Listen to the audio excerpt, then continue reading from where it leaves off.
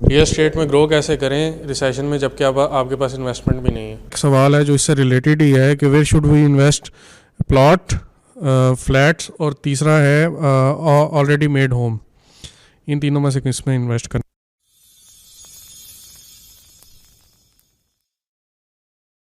Real estate में grow कैसे करें रिसेशन में, जबकि अब आपके पास इन्वेस्टमेंट भी नहीं है। ना इन्वेस्टमेंट हो दुनिया में, ये जो हम लोगों को एक ना करने वाली बातें बता दी जाती हैं ना, यार उसके पास इतना पैसा है। आज से 10 साल पहले जिस बंदे को आप देख रहे हैं जिसने काम शुरू किया, तो उसके पास भी कोई पैसा नहीं होगा। मैंने जब जिंदगी में काम शुरू किया था, मेरे पास भी कोई पैसा नहीं था।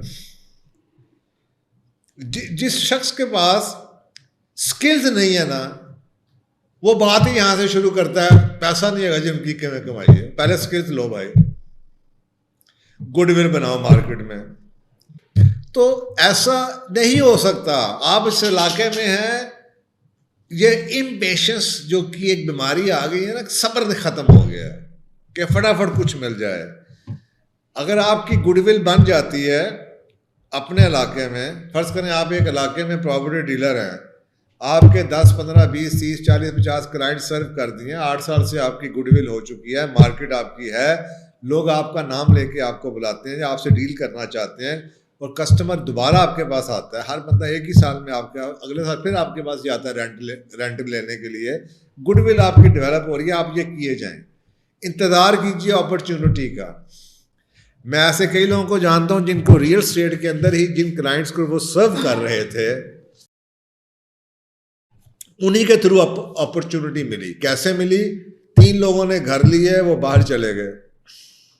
वो उसी बंदे को जिसके थ्रू उन्होंने घर लिया था, उसी को चाबी पकड़ा के देखें हम तो बाहर जा रहे हैं, ये घर आपने किराए पे चढ़ाना है और इसके अंदर से इतने पैसे आपने ले लिया करें। अब वही बंदा उस घर को 15 साल से मैनेज कर रहा है, और उसके बाद 28 घर हैं जो मैनेज करता है।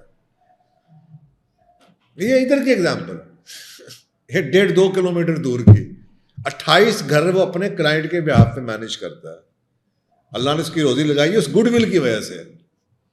अब उसी के अंदर से फिर एक और अपॉर्चुनिटी आ जाती है, इसने इतने पैसे कमा लिए, उसने बचा लिए, उसने जनाब 10 लाख की 5 लाख की इन्वेस्टमेंट कर दी, किसी के साथ मिलके कर दी, किसी घर के अंदर प्लॉट में डाल दी है, फाइल लेके रख दी, वो बढ़ गया।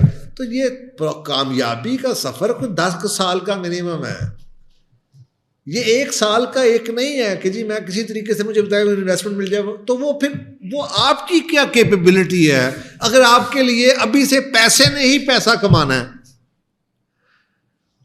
वो तो मैं काले चोर को भी दूं, वो भी कमा लेगा, वो तो फिर मेरा पैसा कमा रहा है पैसा, वो उसे एंटरप्रेन्योरशिप नहीं कहते, जिसमें आपकी स्किल्स का तड़का ना लगे। वो तो भाई पैसे से पैसा कमा रहा हूं, मैंने पैसा दिया, मैं किसी को दे दूं, यार इस पैसे को ये तुम करके डबल कर देना, उसको ये कर देना, वो इन्वेस्ट पैसा कमा रहा। लेकिन if I have a skill, मैंने ऐसे प्रॉपर्टी डीलर्स को जानता हूं जो मोटरसाइकिलों के ऊपर होते थे, जो कि किराए के घरों में थे, फिर उन्होंने बड़े घर बेचने शुरू किए। आजकल प्रॉपर्टी के ऊपर यानी कि जो कीमतें हैं उस हिसाब से 1% कमीशन अच्छी खासी बन जाती है। किसी ज़माने में घरों की वैल्यू क्या होती थी, तो कमीशन भी बढ़ गई उस हिसाब से। फिर उन्होंने घरों को मैनेज करने, मेंटेन करने से कमाना शुरू किया। फिर उन्होंने घरों की को ये जो है जिसे आप रेनोवेशन कहते हैं उससे कमाना शुरू किया। फिर उन्होंने घरों को एक आधा प्लॉट खरीद के या घरों को खरीद के कमाना शुरू किया। तो 10-15 साल के अंदर आज उनके पास बड़ी बड़ी गाड़ियां हैं, लेकिन शुरू जर्नी वहीं से हुई है। तो एक तरफ बिजनेसमैन है जिसको आप देख रहे हैं, या शायद जिसकी दुकान पे आप काम कर रहे हैं, वो आपको लगता है पैसे से पैसा कमा रहा है कि जी वो उसको जनाब एक डीलरशिप मिल गई है या उसके पास इतनी फाइलें आ जाती हैं, वो पैसे से पैसा कमा रहा है। वो आज स्टेज में पहुंचा होगा, वो 15 साल पहले जब उसने काम शुरू किया होगा, वो उस वक्त स्टेज पे नहीं होगा। तो प्रॉब्लम ये आती है ना, जब आप जिस शख्स से सीख रहे हैं, जिसको आइडियलाइज कर रहे हैं, आप उसको आज देख रहे हैं, आप उसका पास्ट नहीं जानते। तो बिगनिंग जौन सी है उस पर कभी भी उसको बुरा ना समझें। काम में बरकत है, काम को सीखिए, अल्लाह की रहमत का इंतज़ार कीजिए सिंसेरिटी ऑनेस्टी के साथ। अल्लाह का वादा है हर हालत में हर शख्स की ज़िंदगी में अपॉर्चुनिटीज जैक लगता है, लेकिन उससे पहले अल्लाह सुब्हानहू व तआला पैगम्बरों को भी आजमाते रहे हैं, हमें भी आजमाएंगे कि हम में से पक्के कौन से हैं, सच्चे कौन से हैं, मेहनत करने वाले कौन से हैं और ऑनेस्ट कौन से हैं, दयानतदार कौन से हैं, या कौन से दो नंबरी या हेराफेरी करते हैं। तो तवस्सा रहा शजर से उम्मीदें बाहर रख। सवाल है जो इससे रिलेटेड ही है कि where should we invest, plot, flats और तीसरा है ऑलरेडी मेड होम। इन तीनों में से किस में इन्वेस्ट करना? फ्लैट डिपेंड करता है अपनी तबीयत के ऊपर। अगर इस्लामाबाद में कुछ ऐसे फ्लैट्स हैं, इसलिए मैं बता रहा हूँ ना आपको कि मैं इसका जवाब नहीं दे सकता, क्योंकि ये डिपेंड करता है, वेरी करता है शहर टू शहर। मसलन लाहौर में भी थोड़ा थोड़ा ट्रेंड आना शुरू हो गया, कुछ डिफेंस के अंदर बड़े मॉडर्न फ्लैट्स बने हैं जिनका किराया घरों से भी ज़्यादा है। नई नस्ल थोड़ी सी ना बहुत थोड़ी सी नहीं, बहुत आराम तलब है। वो घरों को मैनेज करना, माली रखना, सफाई कराना, वो उनसे नहीं होता। तो कहते हैं सानू कोई पूरे ना फर्निश किस्म के होटल की तरह के फ्लैट्स मिल जाएं, जहाँ पे कोई सफाई भी कर जाया करे, कोई आ भी कर जाया करे, फलाना भी कर जाया करे, हम जो मर्जी करें, बस घर के अंदर ही हम रहें, फलाना, जिससे आप सर्व्ड अपार्टमेंट्स कहते हैं। लाहौर में अब ये कॉन्सेप्ट आया है, अभी शुरू किया गया है, तो उसकी जितनी मार्केट है थोड़ी बहुत वो कामयाब है। इसी तरीके से इस्लामाबाद में कुछ अच्छे फ्लैट्स अवेलेबल हैं, कराची में बहुत ज़्यादा लोगों को फ्लैट्स की आदत है, तो इसलिए ये मार्केट से अलग हैं। डिपेंड करता है आपके पास टोटल कैश इन हैंड कितना है। लेकिन अगर आप मुझसे पूछेंगे तो मैं यही कहूँगा जी घर। जब मैं कहूँगा घर, इसका मतलब ये नहीं है flat is not a good option. इसका मतलब ये है कि मेरे नज़दीक, बिकॉज मेरी फर्स्ट वैल्यू है ऑटोनॉमी। अब ये बताना चाह रहा हूँ कि एक business decision versus personal choice. तो मेरी पर्सनल चॉइस है कि क्योंकि मैं बहुत ऑटोनोमस हूँ, I feel more autonomous if I have a separate house and having a flat.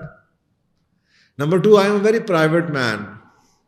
I feel more private when I'm living in my own house than I am living in a flat, because I don't control who lives upstairs, who lives next door, who lives there and who lives downstairs. तो ये आपकी priorities हैं। In terms of investment return, you can always compare कि कुछ flat घरों से ज़्यादा आपको रिटर्न ऑन इन्वेस्टमेंट दे देंगे और कुछ घर आपको रिटर्न ऑन इन्वेस्टमेंट घर पे दे देंगे। That will depend city, very city as well as property to property. तो दोनों ऑप्शन अच्छी हो सकती हैं आपके लिए। लेकिन अगर आप ये कहना चाह रही हैं कि मैं इन तीनों चीज़ों में बिल्कुल अनबाइस्ड हूँ, इम्पार्शल हूँ, ओपन हूँ और रिसोर्सेज भी मेरे पास इन तीनों चीज़ों के लिए हैं और मुझे इससे कोई फ़र्क नहीं पड़ता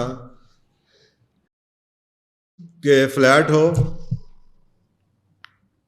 या प्लॉट हो या घर हो, तो मैं इसका जवाब ऑलरेडी आपको YouTube में दे चुका हूँ कि I will always recommend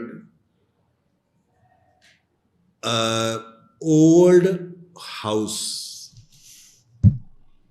not a brand new house. I will also not recommend, specially आप लड़की हैं, आपके लिए let you buy a plot. अगर आप घर लेने की, रहने की बात कर रही हैं, अगर आपने इन्वेस्टमेंट के लिए करना है तो आपके लिए फिर कोई भी आसान हो सकता है। और अगर आपने प्लॉट जो सा सिर्फ इसलिए लेना के पैसे बच जाएं और घर इसलिए लेना के पैसे बच जाएं, तो फिर तो कंपैरिजन बनता है। लेकिन आप ये भूल रही हैं कि घर के अंदर आपको इनकम भी महीने की आ सकती है किराए के ऊपर। तो इन चीज़ों को साइड पे रख के अगर आप सब चीज़ों के पास बजट भी है, ओपन भी है, इम्पार्शियल भी हैं और आप मेरा मशवरा लेना चाहती हैं, तो मैं रिकमेंड करूँगा कि socially, religiously, spiritually, you will be more safe and secure if you have a separate house. आप अपने आप को बाकी इन्फ्लुएंसेस से बचा सकती हैं, अपने घर की पॉलिसीज़ को डिटरमिन कर सकती हैं, अपने बच्चों की तरबियत अपार्टमेंट से ज़्यादा बेहतर घर में कर सकती हैं, वगैरह वगैरह वगैरह वगैरह।